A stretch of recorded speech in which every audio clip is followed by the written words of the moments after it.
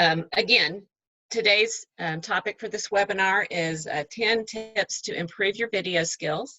And I'm glad that you've joined me today so that we can talk about this. You know, many of us are working from home and doing things just a bit different right now. We're, spending a little more time on our computers, maybe a little more time on our iPads or our iPhones, and looking at our Facebooks a little bit more, our website, YouTube, any of those types of things. And we're not alone in that. You know, our prospects are doing that a little bit more as well. So we kind of have a golden opportunity to do this, learn how to utilize this mode of communication a little bit better. And so I think that this is a good thing for us to all learn to improve upon and make sure that we're able to communicate in this way, because all of a sudden it's kind of landed in our lap that this is how we're communicating with our prospects. In case you don't know who I am, my name is Terry Locke, and I am the Vice President for Marketing for Marketing Services at Greystone. I've been with them for about 7 years at this point. I work with new projects, new expansions, new builds, as well as operating communities, and I work primarily on the independent living side of the community. I have done some healthcare, but mostly independent living.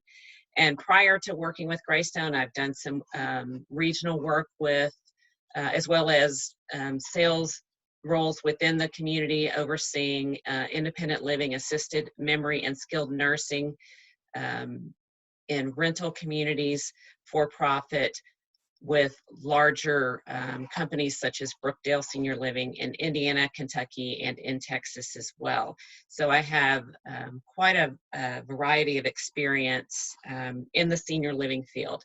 I even, as a high schooler and in my college years, worked in dining services in senior living communities. So I can even talk about what life is like on that side of the employment in senior living as well. So I do have quite a bit of experience and bring that to the table.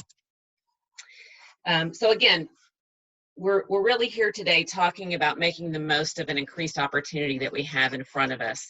And as I said, we're probably spending more time utilizing these tools, but so are our seniors. And on the far right-hand side, the picture of the Zoom call here, this is actually my family, my brother and his wife and their kids and our kids, and my parents down in the corner there. And if you look at the picture, we're all laughing and having a good time, and my parents there clearly are looking a little confused, maybe stressed, trying to figure this Zoom thing out. And this was several weeks ago, maybe toward the end of March. And now my parents, we do this on a weekly basis, and my parents are the first ones on the Zoom, and they've got it all figured out, and they know exactly what to do. And they've come a long way. And I'm going to guess that many of the prospects that we're talking with and working with on a regular basis are doing the same thing. So we need to make the most of this opportunity and make sure that what we're sharing with them and putting out into the world is something that they're going to relate to, something that's going to mean something to them and really resonate. So let's make sure that we are doing our best work with that. All right.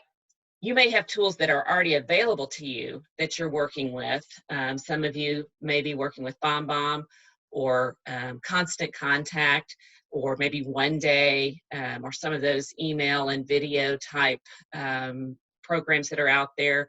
You may be doing videos on your iPhone, or maybe you've got a video camera that your community has, or maybe you're just using your laptop. Either way, whatever it is you're using, these tips can benefit you in doing what you're doing just a little bit better. Tip number one, lighting makes a difference in quality. You'll want to make sure that the lighting is soft, not harsh and dramatic. You can tell a real difference in the two pictures there. If you're doing outdoor videos, we've all seen outdoor videos where the light is directly in the person's face, they're squinting. The best time to shoot outdoor is early morning or evening when it's softer. Cloudy days are great for outside. If you're inside, try making sure that the light is coming at the person instead of overhead. You might need to, I don't, let me back up and say that I don't want any of you, if you're in a sales position, to be spending a lot of time on creating videos and setting up your scenes and everything else, because your number one job is sales. However, you can take a little bit of time. Your marketing coordinator or marketing assistants can help you with this. This is a great opportunity for them to utilize their creative outlets, because I know that most of them that I've met do have creative outlets. So I don't want you spending a lot of time on this, but lighting is important, and you can utilize some of those folks in your community. So kind of set up the lighting before you take your video, and make sure that it's going to be good during that time. Be deliberate about the background. You see 3 pictures here. The first one, beautiful setting, makes me want to be there right now. But the background creates a kind of like the person's in the witness protection program, because you can't really see them. They're blacked out in that picture. So that's, again, goes back to your lighting and so forth. The second picture, if your personality is like mine, I'm sitting there looking at that picture going, what's the picture in the background? Is that a calendar? What is that? What does this person do? I mean, I'm constantly looking at the things around him. The bottom picture is a very good background. There's very little in it. You're not distracted by what's in the background. So those things are very important. Don't take videos with windows in the background and take the chance that someone's going to walk by while you're shooting your video, or also be aware of any reflections or things like that could be in a mirror or in a window as well. So be careful of those kinds of things. Next is audio quality. Gosh, I know that we've all watched videos that the picture may have been great, but the noise was awful. And how long did you actually watch it? Because you couldn't hear or understand it, or it was garbled up? Not very long. But we're more willing to watch a movie or watch a video that we can hear, even if the video quality is not the greatest. So think about that. You can purchase a small microphone for your iPhone, or if you're using a video camera, for less than $100. And if you're going to be shooting a lot of videos, if you're not getting good audio quality, if you're going to be shooting a lot of videos, that's something that you might want to consider. Additionally, when you're shooting videos, make sure that you speak clear and slow so that you can be easily understood. Some of us might have a bit of an accent. We might say some words a little differently than others. Some of that comes from maybe being raised in a different part of the country than we're now working. So think about those types of things as well. If you're making a video and you're living in a different part of the country than maybe you were raised in. So speak clear and slow so that you can be easily understood. That will help your audio quality as well. Avoid shaky footage. We all want to just carry our iPhones around, or and take video and everything. Or sometimes you want to you'll have somebody just stand there and take a video of you while you're talking about something, or maybe you're interviewing someone and you'll take a video. The problem with that is you think you're holding the camera very still, but if you go back and watch the video later, the camera's usually floating around just a little. Or if you're walking with the camera, you can just sometimes make someone seasick. So it's best to always use a tripod of some kind. And you can see the tripod that's in the picture here. That's a great tripod, not very expensive. You can find them fairly inexpensively. I saw all sorts of price ranges when I was looking, everything from $30 up to $130. But this particular tripod in this picture can be wrapped around a lamp if you wanted it to be, you know, setting up on something. So, I mean, this is a very versatile tripod. If you're walking, look for a selfie stick that has a stabilizer in it that will help kind of get rid of the shaking as well. So think about that. If you don't have a tripod and you're taking a video, just prop your camera up against something, your iPad or your iPod or your iPhone, whatever you're using. Just prop it up against something so it's not being held. That will at least provide a still picture for you. This is specific about phone cameras. And so if you're using a video camera or your computer, this is not necessarily true of that, but know your phone camera. And what I mean by that is a lot of us will take selfie pictures or selfie videos, and we have the ability to flip the camera around so that we're looking at the screen and taking the picture or taking the video. The camera that faces you so that you can see yourself, and when you're doing a selfie or taking the video, is a lower quality camera than the camera that is on the back side of your phone. So, and if you take pictures and compare them, because I did this after I read this, I was like, oh, I don't know about that. But if you take pictures and compare them, there's a true difference. So even if you're taking a video of yourself, again, this is where the tripod can become very helpful. Set the camera up where you're going to be videoing. Make sure that it's, you know, got the right space in it. And I'll tell you in a little bit how you can turn that camera off and on without having to walk around it. That'll be just a freebie tip at the end. So listen for that.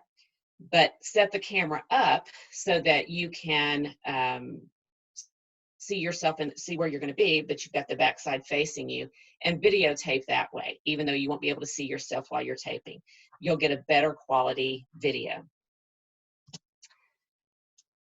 I'm not big on slides that have a lot of words in them, but there are some things that I just wanted us to think about. So this particular slide is going to have a lot of words, and I apologize for that. But I wanted to I wanted you to think about some of these things as we go through them. So if you are presenting a professional appearance, the subject that you're talking about is a professional subject, make sure that you wear mostly solid colors and that you don't blend in or clash with your background, either one. You want to make sure that you stand out, that they see you, and that you present professionally. It's what you wear does matter. And on the flip side of that, if it's a more casual topic, your clothing can be more casual, but it still needs to be, you know, clean and wrinkle-free and, you know, present a good appearance. It needs to be non-thematic unless you are talking about something themed, such as if you're talking about, you know, some sort of summer vacation and you want to wear a vacation in Hawaii and you want to wear a Hawaiian shirt, then, you know, that's is fine. Avoid the appearance of being nervous, fidgety, or uncomfortable. The video is going to enhance those behaviors and distract from the message. So you're best to, if you're a fidgety person, what I would recommend is trying to narrow the video to your face or, you know, the upper part of your body, so that if you're fidgety with your hands, it's not necessarily on the camera. Don't swivel your chair back and forth if you're sitting in a chair that swivels. Try not to look up, you know, around. You know, make sure that you're sitting as still as you can, because those behaviors appear to be enhanced, and we oftentimes, when we're looking at someone on camera, we see those things and it catches our attention. Display a calm and open body language if you are being seen on the camera. Make sure that you're displaying a calm and open body language. Make sure that your hands are open if you're talking, and you're trying to present yourself as someone who is knowledgeable on the topic and knows what you're talking about, make sure that your hands, your palms are open and you're showing that to the crowd. Begin the video by smiling. You're always going to gain your crowd by having a smile on your face, being, again, coming across confident and making sure that you know what your topic is. Remember to talk slow and enunciate. I won't say much more about that because we talked about that in audio. Use props if you feel jittery. That will help keep your hands occupied. If you're someone who uses your hands a lot when you talk, then make sure that you have some sort of prop that you can hold on to that will keep you from doing that too much. Practice to become more comfortable. It's very important that if you are going to be doing a presentation on video, that you understand that everything is enhanced on video. It's one thing when you're standing in front of a crowd doing something. It's another thing when it's on video. People are more distracted more easily distracted when they're watching something on video because they're less engaged. So you have to be, I guess, a little better is the word I'm looking for. Tip number 7, record in landscape. The real reason for this is because when it's uploaded to your website or to Facebook or YouTube or whatever you're uploading it to, it is a better view than when you record in portrait mode, which is landscape is on the left and portrait is on the right.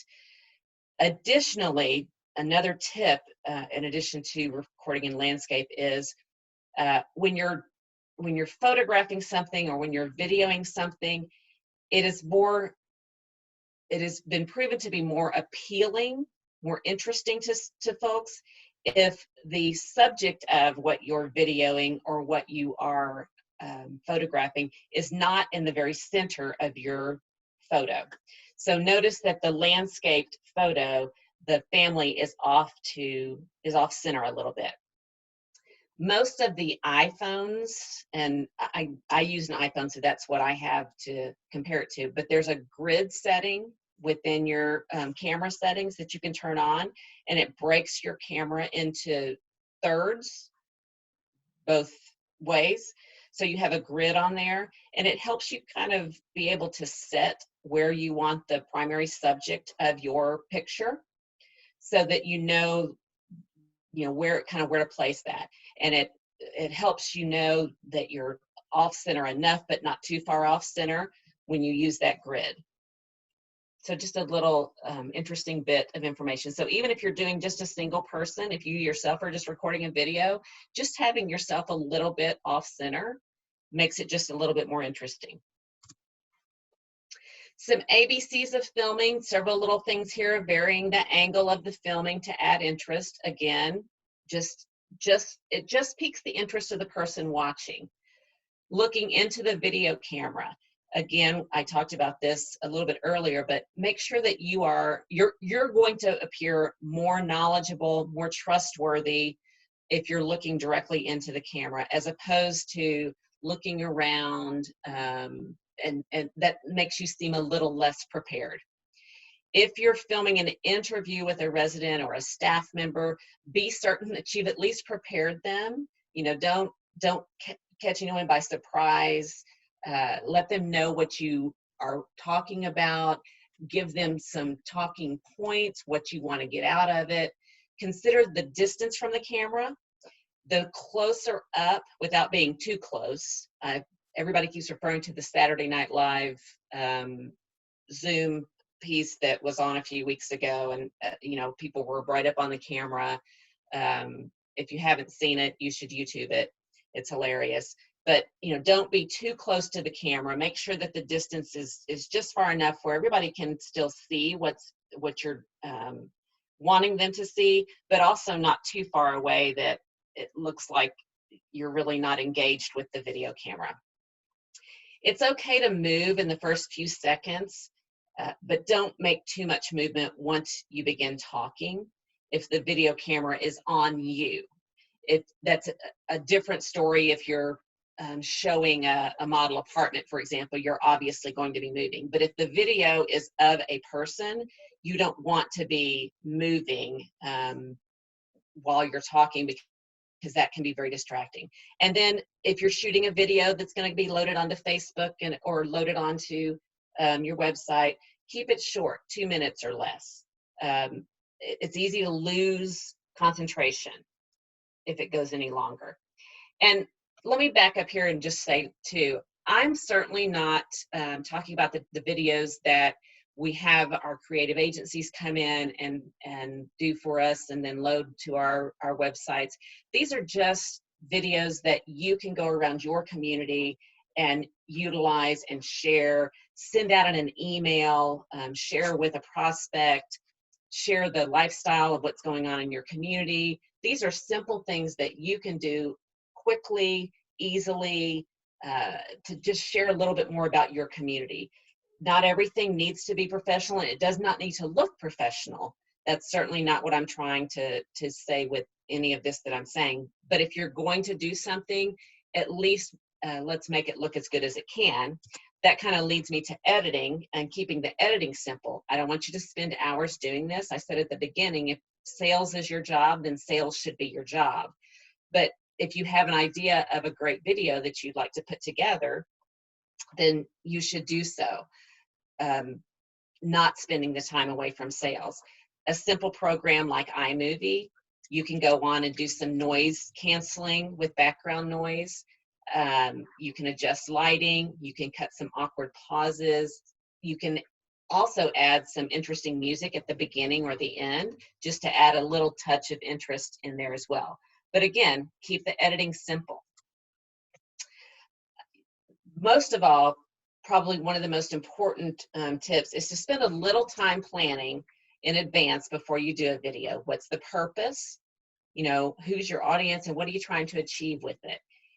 Obviously, some of those are going to be real simple. The purpose of this video is to show our model apartment. The purpose of this video may be to do a quick interview with a resident to display resident lifestyle. So there are going to be some that are very easy. Others might be a little more in-depth. Maybe you're going to interview a coworker to talk about what the importance of their job is. Maybe you want to do a video inviting to an event. You know, just spend a few minutes thinking about what you want to say. You don't need to write a script, but maybe some bullet points. So just keep those things in mind as you're getting ready to start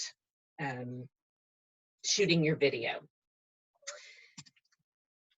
A few last tips to share with you. Make sure if you're using your phone or an iPad that you have a fully charged battery.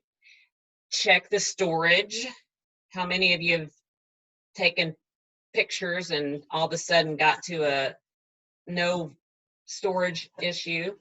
That doesn't happen so much. Most of us have phones that have enough storage now, but you know, check that. Clean the lens. I never clean the lens of my iPhone, but when I started putting this together, I thought, gosh, I better do that. So we were put it on airplane mode while shooting the video too. That'll keep your phone from ringing in the middle of it and messing things up. I was talking about the camera quality earlier and having, you know, setting up your camera so that the backside is facing you and how to get that started.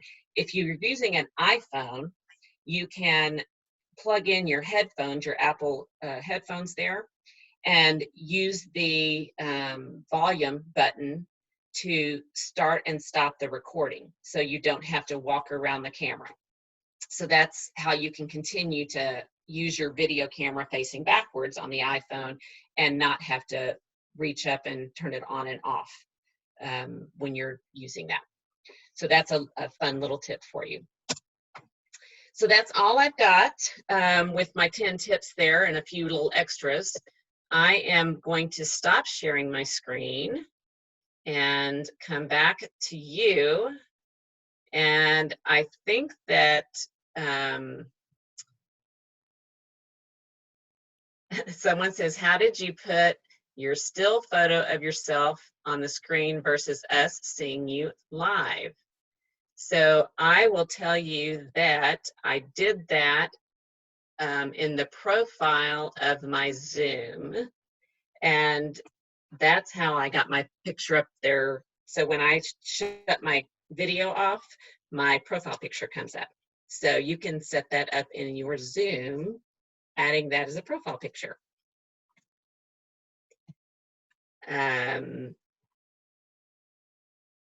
So there's another question over here. It says, have you found it problematic to send a video through email?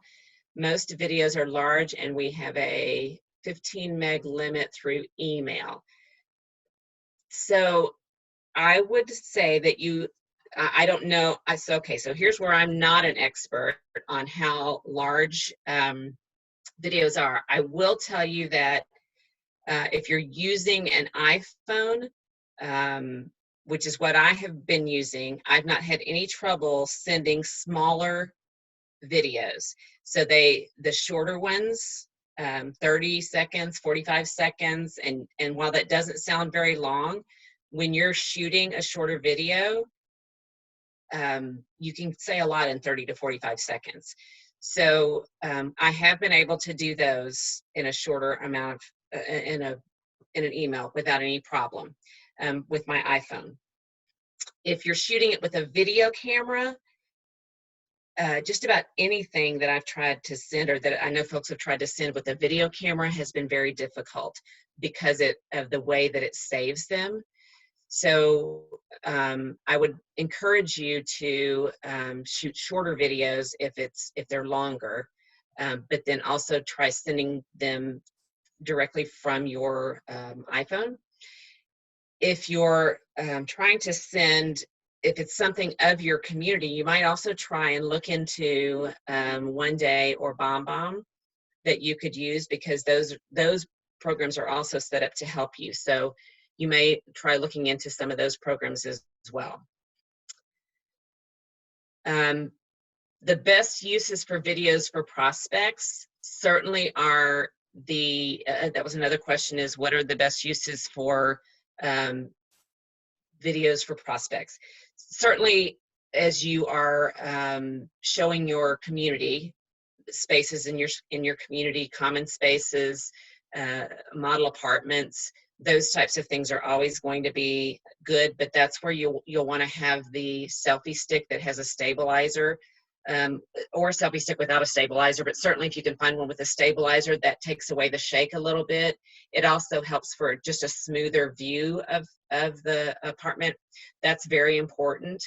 But being able to show the model apartments and the views out of the windows, if you have some beautiful views that look out onto some of your courtyards, things like that, that's always very helpful. Like I said, the dining rooms, other common spaces. Maybe if you're talking with a prospect that has some interest in a pool, or the salon or something like that, it's a good way to show those types of spaces that are very interesting.